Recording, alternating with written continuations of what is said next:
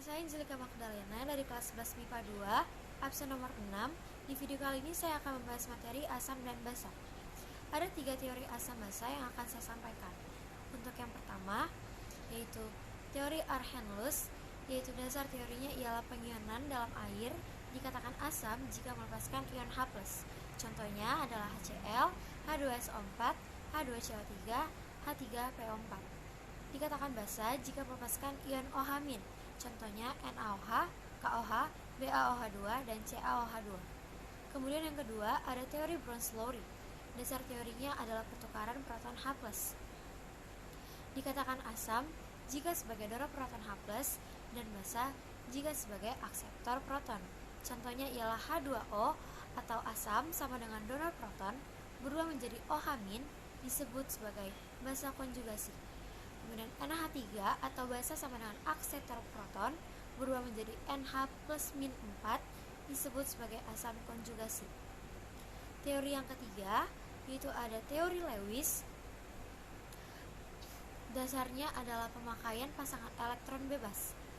Dikatakan asam jika menerima pasangan elektron dan basa jika memberikan pasangan elektron. Konsentrasi ion H+ dan pH. Untuk yang pertama ada asam atau basa yang kuat, yaitu untuk H+, dalam kurung H+ itu sama dengan nilai N dikali dengan Ma, di mana N adalah banyaknya ion H+ atau OH- dan Ma atau Mb adalah molar asam atau molar basa. Dan untuk OH- sendiri, rumusnya itu dalam kurung OH- sama dengan N dikali dengan Mb. Kemudian untuk pH adalah eksponen ion hidrogen. Cara mencarinya ialah min log dalam kurung H+. Untuk jumlah pH dan pOH adalah 14, di mana asam nilai pH-nya kurang dari 7, basa nilai pH-nya lebih dari 7, dan netral nilainya sama dengan 7. Kemudian yang kedua, asam atau basa lemah. Asam atau basa lemah bergantung kepada derajat ionisasi dan tetapan kesetimbangan asam atau basa, atau bisa juga disebut sebagai Ka atau Kb. Nah, banyak sedikitnya zat yang terion dalam air dinyatakan dengan derajat ionisasi atau bisa disebut dengan derajat disosiasi sama dengan alfa. Alfa adalah jumlah mol zat yang terurai atau jumlah mol zat mula-mula. Nah, tetapan kesetimbangan asam atau basa memiliki rumus. Untuk H+, rumusnya ialah dalam kurung H+, sama dengan akar Ka dikali dengan M. Kemudian untuk OH-, dalam kurung OH- sama dengan akar Kb dikali dengan M. Indikator asam basa, indikator asam dan basa adalah suatu asam atau basa lemah yang akan berubah warna jika pH berubah pada kisaran tertentu. Kisaran pH tersebut disebut sebagai trayek pH. Bila pH lebih kecil dari trayek pH, indikator akan menunjukkan warna asam. Sedangkan bila pH lebih besar dari trayek pH, indikator akan menunjukkan warna basa. Contoh indikatornya ialah biru bromtimol memiliki pH 6,0 sampai 7,6, merah metil memiliki pH 3,2 sampai 4,4, dan polinializarin memiliki pH 10,1 sampai 12,0. Kemudian untuk selanjutnya ada reaksi asam dan basa. Yang pertama, jika asam dan basa sama-sama kuat, sisa habisnya pada pH campuran akan menjadi pH netral. Yang kedua, jika asam kuat dan basa lemah, sisa basa pada pH campuran akan menjadi buffer basa, dan sisa habisnya pada pH campuran akan menjadi hidrolisasi garam asam. Yang ketiga, jika asam lemah dan basa kuat, sisa asam pada pH campuran akan menjadi buffer asam, dan sisa habisnya pada pH campuran akan menjadi hidrolisasi garam basa.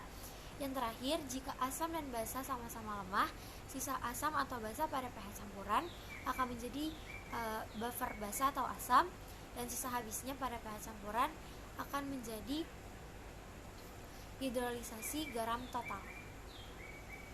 Kemudian untuk selanjutnya ada larutan penyangga atau buffer. Larutan penyangga atau buffer memiliki sifat yang pertama, larutan penyangga dilakukan proses pengenceran atau ditambahkan sedikit asam atau basa, maka pH larutan tersebut tidak berubah. Yang kedua, pH larutan tadi akan akan berubah apabila penambahan asam atau basa kuat relatif banyak.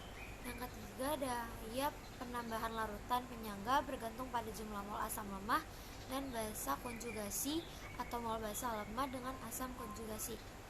Untuk reaksinya, yang pertama, jika asam lemah dan basa kuat atau lemah, sisa asam pada jenis akan menjadi buffer asam. Yang kedua, jika asam kuat atau basa lemah dan basa lemah, sisa basa pada jenis akan menjadi buffer basa. Kemudian ada hidrolisasi garam. Hidrolisasi garam adalah reaksi penguraian ion dari garam dan bereaksi dengan air menghasilkan asam atau basa lemah. Untuk reaksinya, jika asam kuat dan basa lemah, sisa habisnya pada jenis akan menjadi hidrolisis kation atau garam dan asam. Jika asam lemah dan basa kuat, sisa habisnya pada jenis akan menjadi hidrolisis anion atau garam, kemudian basa. Jika basa dan asam sama-sama lemah, sisa habisnya pada jenis tergantung nilai Ka dan Kb-nya. Hidrolisis garam itu sendiri dapat terjadi pada yang pertama itu garam dari asam lemah dan basa kuat sama dengan garam bersifat basa, yaitu hasilnya OH-. Kemudian yang kedua, garam dari asam kuat dan basa lemah sama dengan garam bersifat asam, yaitu hasilnya OH+. Kemudian yang ketiga, garam dari asam dan basa yang lemah tergantung nilai Ka dan Kb, dimana jika Ka lebih besar daripada Kb maka nilai hasilnya adalah asam, tapi jika Ka lebih kecil daripada Kb maka hasilnya adalah basa. Untuk perbedaan hidrolisis garam dengan buffer itu sendiri ialah pada buffer, jika asam lemah lebih besar daripada basa kuat maka akan bersifat buffer asam. Jika basa lemah lebih besar daripada asam kuat maka akan bersifat buffer basa. Sedangkan pada hidrolisis, asam lemah sama dengan basa kuat akan bersifat basa, dan jika basa lemah sama dengan asam kuat maka akan bersifat asam. Jika akan bersifat asam. Sekian untuk materi asam dan basa. Terima kasih.